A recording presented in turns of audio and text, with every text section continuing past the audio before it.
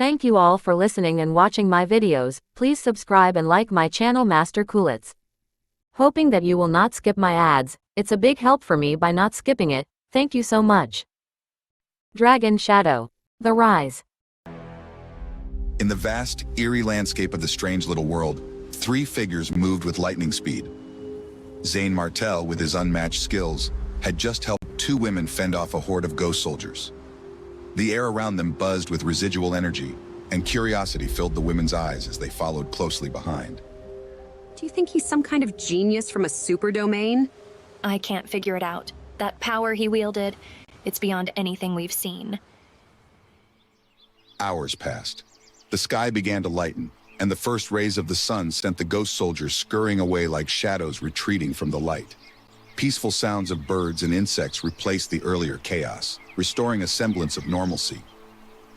The landscape around them transformed from a nightmare into a serene morning. The dew on the leaves shimmered in the early light, and the colors of dawn painted the horizon in shades of pink and orange. Zane's presence had brought them through the night unscathed, and the relief was palpable. Young man, I am Ava Anderson, and this is my sister, Lily. Thank you for saving our lives. Without you, we wouldn't have survived. It's nothing, I was just passing by. Zane's modesty only deepened the intrigue.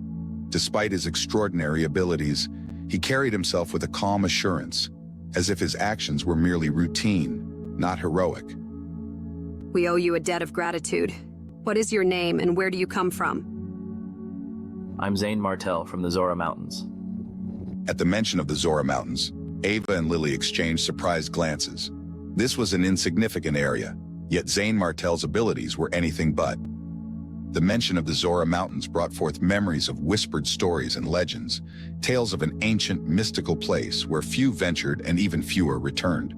The mountains were shrouded in mystery, often dismissed as mere folklore. It was known to be a quiet, almost forgotten region, hardly a place one would expect to produce such a powerful individual.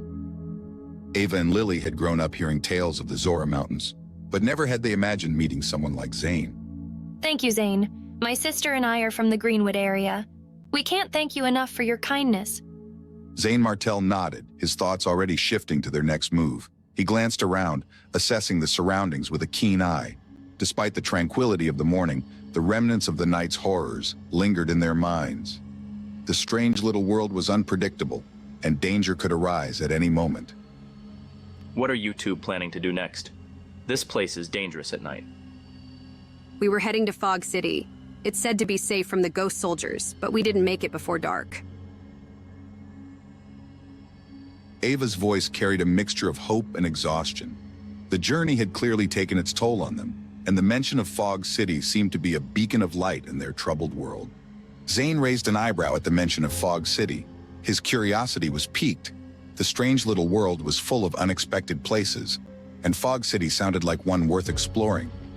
Fog City? Where is it? If you don't mind, why don't you come with us and see for yourself? Ava's offer was genuine, and Zane could see the hope in her eyes. She and Lily had been through a lot, and their journey to Fog City seemed to be their last hope for safety. He admired their resilience and determination. All right, let's go. They flew swiftly, covering thousands of miles until they reached a plain. The landscape changed rapidly beneath them, from dense forests to rolling hills, and finally, to an open plain. In the middle of it stood a small city, shrouded in mist and illuminated by a holy yellow-white light. Above the city floated small, glowing yellow holy lotus lamps. The lamps emitted a soft, serene glow that pierced through the morning mist, casting an ethereal light over the entire city. Ava explained their significance as they approached. These are holy lotus lamps. They protect the city from ghost soldiers. Each lamp can shield one person. Without one, entering the city is useless. Zane looked up, fascinated by the delicate yet powerful light emitted by the lamps. They seemed almost magical, a stark contrast to the malevolent ghost soldiers they had encountered. The soft glow of the lamps brought a sense of calm and wonder, making him feel as if he had stepped into another world. Can we take the lamps with us? No, once someone leaves the city, the lamps float back. They can't be taken away. Passing through the city gate, 3 holy lotus lamps descended to hover above their heads, enveloping them in a warm, comforting light. The lamp's gentle glow seemed to melt away the fatigue of their long journey, filling them with a sense of peace and security. Only 2 lamps remained, meaning only 2 more outsiders could be accommodated. Just as they were about to enter, a group of figures dashed forward, claiming the last 2 lamps. The sudden movement startled them, and the urgency in the newcomers' actions was palpable. They moved with a desperation that suggested they had been through as much, if not more, than Zane and the sisters. Damn it, we're too late. There's no more Holy Lotus lamp left. A cursing voice came. The speaker was a thin young man who looked to be around 25 years old. Along with the skinny young man, there were 7 other people. They were wearing the same clothes, and there was a devil pattern embroidered on their chests. This was the symbol of the giant devil region. Zane Martel's mind raced. Who were these newcomers, and why did they seek refuge here? Questions hung in the air, tension thick as they stood at the gates of Fog City, wondering what dangers and mysteries lay ahead.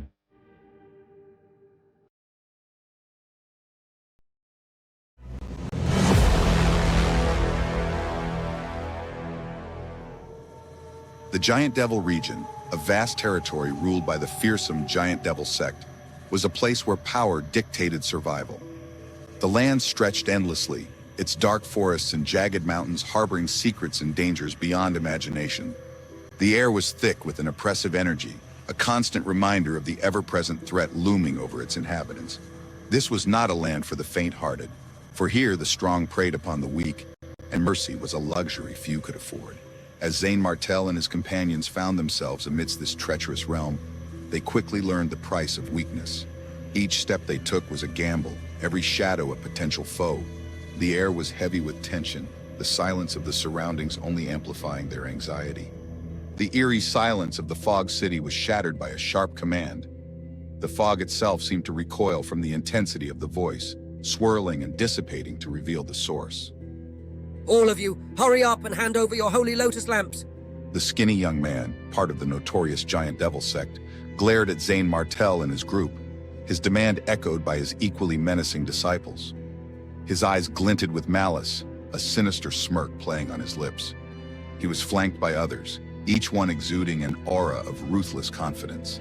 The fog around them seemed to grow darker, as if responding to their evil intentions. Among the group, 2 individuals, clearly a couple, exchanged nervous glances, their faces pale and drawn with fear. You want us to hand over the Holy Lotus lamp? No way. What should we do tonight if we give it to you? The man's voice wavered despite his defiance. He tried to stand tall, but his body betrayed his fear, trembling slightly under the intense gaze of their aggressors. His partner clutched his arm tightly, her eyes wide with terror. What should you do? I don't care. Hand it over if you want to live. If not, there's another Fog City 200,000 kilometers away. Try your luck there. Fear flickered in the woman's eyes as she clutched her partner's arm, her voice trembling. She could feel her heart pounding in her chest, each beat a drum of dread. You're robbing us. We won't hand it over. Why should we? Her words only seemed to amuse the disciples, their leader stepping forward, his aura radiating with overwhelming power. The air around him seemed to crackle with his raw, unrestrained energy, a palpable threat that made everyone else feel small and insignificant. Hey, what right do we have? We're from the Giant Devil sect. We're stronger than you. I'll count to 3. If you don't hand over the Holy Lotus lamp, you'll die. The couple, visibly shaken, were no match for their adversaries. The man tried to comfort his terrified partner, though his own fear was palpable. He could feel his resolve slipping, the gravity of their situation pressing down on him. Don't worry, I won't let them hurt you at all. Despite his brave front, he was desperate. He looked around, his mind racing for a way out, but all he saw were the cold, mocking faces of the Giant Devil sect members, closing in on them. Guys, why don't you take theirs instead? They look more cooperative. His words enraged Lily Anderson. The idea of being thrown under the bus by someone else infuriated her, her hands balling into fists as she stepped forward. What are you talking about? Why are you involving us in this? Ava and Lily Anderson's faces turned pale. The disciples of the Giant Devil sect laughed, their leader's voice dripping with malice. Their laughter was a cruel symphony, echoing off the buildings of the Fog City, making the situation feel even more hopeless. The fog swirled around them, creating an eerie backdrop to the confrontation, as if the city itself was watching, waiting to see who would emerge victorious from this deadly encounter. Ha ha ha! This is the price of the weak. The weak have no choice in front of the strong. None of you will escape. His cruel laughter echoed through the misty streets, sending shivers down the spines of those who heard it.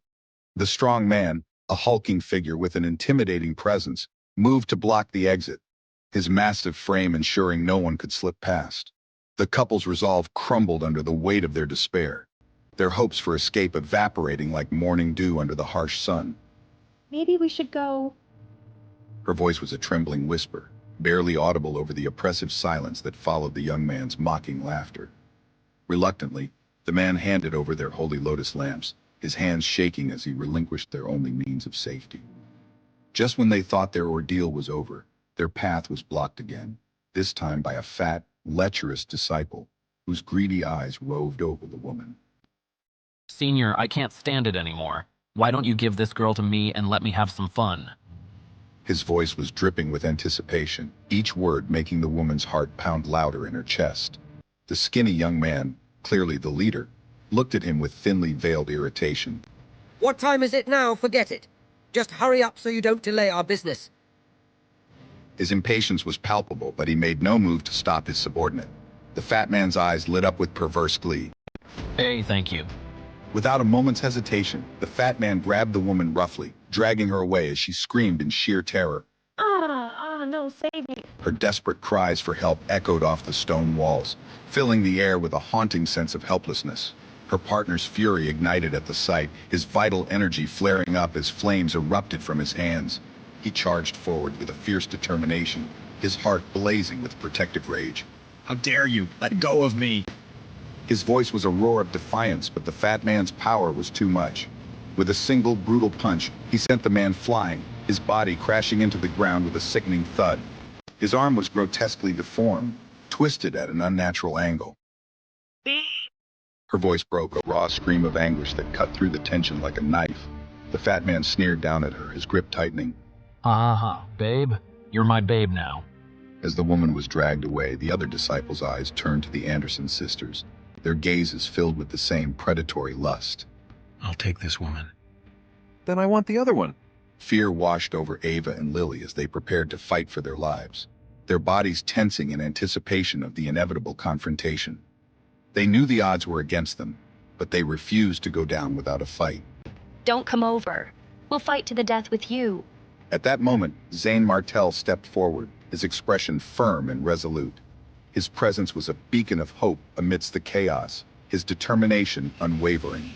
As the tension escalated, the fate of Zane Martel and his companions hung in the balance. What would happen next? Would they find a way to survive, or would the merciless giant devil sect claim yet more victims?